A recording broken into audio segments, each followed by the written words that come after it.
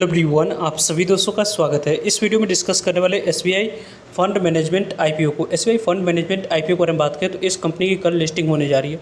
Listing से पहले कौन सी किस तरीके के पॉइंट्स यहाँ पर आप लोगों को ऑब्जर्व करनी चाहिए, इस सेक्टर की कंपनी की 5 की बात करते हैं तो एग्जाम्पल के तौर पर हम लोग 5 कंपनियों को देखने वाले हैं कि इतनी यहाँ पे अच्छी परफॉर्मेंस इन 5 कंपनियों की रही है। ग्रे मार्केट प्रीमियम फिर से तेज़ी दिख रही है और अलॉटमेंट नहीं मिला है तो आगे क्या करनी चाहिए, लिस्टिंग पे लिस्टिंग गेन मिल रहा है तो आगे की रणनीति और लॉन्ग टर्म के लिए कंपनी किस तरीके से कैसे दिख रही है उनके बारे में इस वीडियो में डिटेल्स में बात करेंगे। सो वीडियो को अंत तक देखिएगा और ऐसे ही daily IPO grey market premium से जुड़ी अपडेट की सब्सक्राइब कर लीजिए। साथ ही कमेंट्स में टेलीग्राम ग्रुप का लिंक दिया गया, वहाँ भी जुड़ सकते हो टाइम पे अपडेट की। फर्स्ट ऑफ ऑल इसी सेक्टर की एक और कंपनी यहाँ पे ICICI prudential AMC limited company के बारे में बात करें तो इस कंपनी की लिस्टिंग यहाँ पे 19 दिसंबर को हुई थी।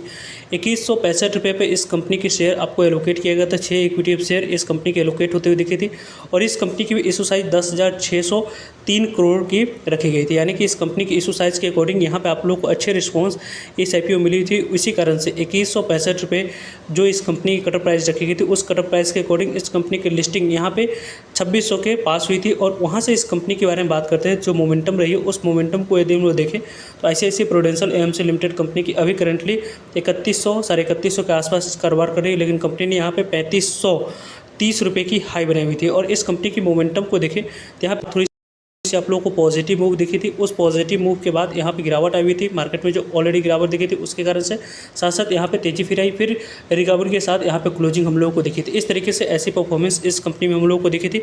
वैसे एक और इसी सेक्टर की एक और कंपनी के बारे में बात करते हैं तो यहाँ पे आपको इस कंपनी की लिस्टिंग 16 अक्टूबर को हुई थी और 266 रुपये पे इस कंपनी की बात करें तो शेयर एलोकेट किया गया था, 56 इक्विटी शेयर। और इस कंपनी की इशू साइज काफ़ी स्मॉल थी, 1300 यहाँ पे आपको कंपनी की लिस्टिंग हुई थी। उस लिस्टिंग के बारे में बात करें तो यहाँ पे आपको देख सकते हैं Canara Robeco asset management company, इस कंपनी के बारे में बात करें तो इस कंपनी की यहाँ पे आपको जो 52 वीक लो है यानी कि 214 रुपये की लो बनी थी और हाई यहाँ पे 353 रुपये की बनी थी।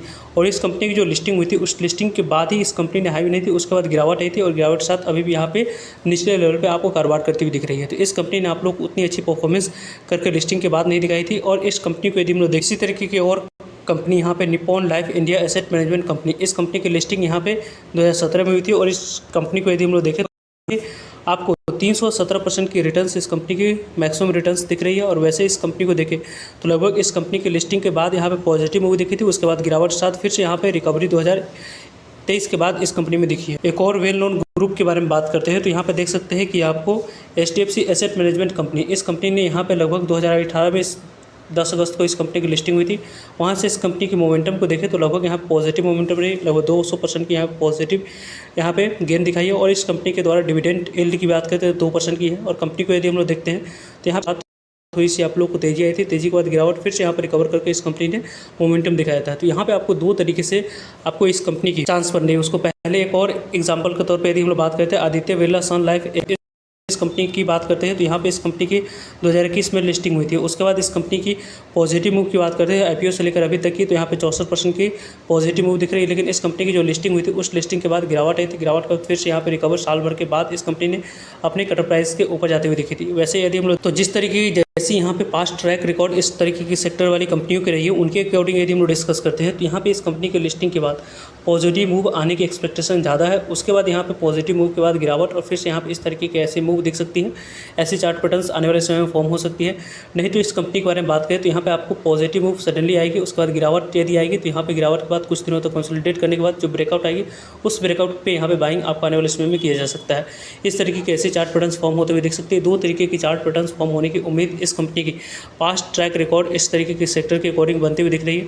वैसे इस कंपनी की लिस्टिंग के बारे में बात करते हैं तो यदि इस कंपनी की लिस्टिंग 25% से ऊपर होती है तो यहाँ पे सडनली आप लोगों को तेज़ी नहीं दिखेगी। थोड़ी सी करेक्शन के बाद यहाँ पे फिर से रिकवरी यदि पहले दिन की हाई को ब्रेक करके ऊपर जाती है तो यहाँ पे आपको आने वाले समय में पॉजिटिव। और वैसे भी यदि हम लोग देखें तो यहाँ पे आप लोगों को इस कंपनी के बारे में बात करते हैं तो इस कंपनी की लिस्टिंग यहाँ पे 21 जुलाई कल के डेट में ये कंपनी की लिस्टिंग होने वाली है। 574 रुपये कटर प्राइस पे 26 इक्विटी शेयर यदि आप लोगों को एलोकेट हुई है तो आज के डेट में डीमेट अकाउंट में आपको शेयर को क्रेडिट कर दिए जाएंगे, नहीं तो कल के डेट में आप लोगों को डीमेट अकाउंट में शेयर को क्रेडिट कर दिए जाएंगे। वैसे इस कंपनी की OFS के बारे में बात करें, पूरी तरीके से OFS है, यानी जो भी पैसा कंपनी मार्केट से रेज करेगी वो कंपनी के पास जाते हुए देखेगी। BSE NSE दोनों जगह पर कंपनी की लिस्टिंग होने वाली है। कंपनी के बारे में बात करें तो यह कंपनी की यहाँ पे जो आप लोगों को यहाँ पे ऑपरेटिंग रिटर्न ऑन नेटवर्थ है, रिटर्न ऑन इक्विटी है, वो काफ़ी शानदार है। ऑपरेटिंग प्रॉफिट मार्जिन के बारे बात करें तो वो भी आप लोगों को यहाँ पे इस कंपनी की 92.46 की है। प्राइस टू बुक वैल्यू 19.60 की है। और वैसे भी यदि हम लोग देखें इस कंपनी की प्राइस टू अर्निंग के बारे में, तो प्राइस टू अर्निंग 38.12% की यहाँ पे दिख रही है। यानी कि इस कंपनी की प्राइस टू अर्निंग के अकॉर्डिंग भी इस कंपनी की प्राइस टू अर्निंग काफ़ी अट्रैक्टिव दिख रही है। यानी कि अपने पीयर कंपटीटर से 15% के आसपास कंपनी ने वैल्यूएशन पे लिस्टिंग के लिए स्कोप छोड़ी हुई थी, जिसके कारण से इस कंपनी की तेज़ी दिख रही है। तो यहाँ पे जो वैल्यूएशन वाइज मिल रही है उसके अकॉर्डिंग बात करें तो यहाँ पे आप लोगों को इस कंपनी में यदि हम लोग बात करते हैं तो आपको जो इशू साइज है उसके अकॉर्डिंग इस कंपनी में बड़ी गिरावट की उम्मीद शॉर्ट टर्म में यहाँ पे नहीं किया जा सकता है। पहले तो इस कंपनी को ऊपर ले जाया जाएगा, पहले बड़े प्लेयर्स एग्जिट करेंगे, देन इस कंपनी की गिरावट इन फ्यूचर हम लोगों को दिख सकती है। वैसे अलॉटमेंट नहीं मिला है तो रणनीति होनी चाहिए, उनके बारे में बात करें। अलॉटमेंट मिला है तो आएगी क्या कुछ रणनीति होनी चाहिए। अलॉटमेंट आप लोगों को मिल चुकी है, तो यहाँ पे आप लोगों को लिस्टिंग गेन के लिए सिर्फ और सिर्फ पॉइंट ऑफ व्यू से आपने अप्लाई किया था, तो जो भी लिस्टिंग गेन आप लोगों को मिल रही है उसको लेकर यहाँ पे निकल जाने चाहिए। यदि आप लोगों को अलॉटमेंट नहीं मिला है तो कल के डेट में 10 से लेकर 10:30 के बीच में लो जो बनेगी उस लो को एक स्टॉप लॉस के साथ होल्ड की प्लानिंग के अनुसार से इस कंपनी को आप लोग देख सकते हो। वैसे भी यदि हम लोग देखें इस कंपनी को, तो यहाँ पे लिस्टिंग गेन की बात करते हैं तो लिस्टिंग गेन इस कंपनी में 15 से 20% की आसपास यहाँ पे बनती हुई दिखेगी। इसकी चांस ज़्यादा बन रही है। यहाँ पे 20% से ऊपर इस कंपनी की लिस्टिंग गेन होती है तो आपको आने वाले समय में जो IPO लाइनअप में उनकी यहाँ पे ग्रे मार्केट प्रीमियम में अच्छी तेज़ी दिख सकती है। और यहाँ पर लॉन्ग टर्म के लिए बारे में बात करते हैं तो लॉन्ग टर्म के लिए कंपनी 5 से 6 महीने में आपको यहाँ पे अच्छी मूव दिखा सकती है। उस मूव को लिए आप लोग यहाँ पे देख सकते हैं अपने स्ट्रिक्टली स्टॉप लॉस के साथ। यदि इस कंपनी को यहाँ पे 1 साल या 2 साल के लिए देख रहे हैं तो यहाँ पे जो डिप आएगी उस डिप में यहाँ पे एक बाइंग अपॉर्चुनिटी आप लोगों को इन फ्यूचर मिलेगी, तो उस बाइंग अपॉर्चुनिटी को देख सकते हो। वैसे आज के रेट में मॉर्निंग में जो ग्रे मार्केट पे 92 रुपीज़ का कवर किया था उसमें आप लोगों को 10 रुपीज़ की यहाँ पे इंप्रूवमेंट दिख रही है। 102 रुपये पे इसके ग्रे मार्केट आते हुए दिख रही है। यानी कि इसे IPO के 102 रुपये को एड ऑन करेंगे तो लगभग लिस्टिंग प्राइस के बारे में बात करें 676 रुपये निकल कर आ रही है। एक लॉट पर 18% के पास लिस्टिंग मिलने की चांस है। लगभग यहाँ पे 2700 के आसपास IPO आने वाले समय में आपको लिस्टिंग यहाँ पे देती हुई दिख सकती है। इस तरीके से ग्रे मार्केट प्रीमियम में एसएच रिपोर्ट के अनुसार से कारोबार होती हुई दिख रही है। वैसे इस IPO के बारे में बात करें तो आप लोगों को टाइम पे सभी अपडेट मिलते रहेंगे, जुड़ेगा ताकि आप लोगों को अपडेट पहुँच पाए। फर्दर जो भी डाउट करिए कमेंट्स का आप लोग पूछ सकते हो। आई होप आपके लिए सभी इन्फॉर्मेशन यूजफुल आती। वीडियो को लाइक, चैनल को सब्सक्राइब और शेयर करने के लिए आप सभी को धन्यवाद। वैसे इस IPO में आप लोगों ने अप्लाई किया था तो आप लोगों को अलॉटमेंट मिली या नहीं उसके बारे में भी कमेंट्स करके बता सकते हैं, क्योंकि इस जो number of times retailers category में सब्सक्राइब होता है उसके अकॉर्डिंग यहाँ पे मैक्सिमम रिटेलर्स को इस IPO में अलॉटमेंट मिली है। लगभग 20 लाख रिटेलर्स को इस IPO में अलॉटमेंट मिली है। और वहीं यदि हम लोग शेयर होल्डर्स कैटेगरी के बारे में बात करते हैं तो यहाँ पे अभी आप लोगों को लाखों में शेयर होल्डर्स कैटेगरी में भी एप्लीकेशन को अलॉटमेंट मिलते हुए दिखी है।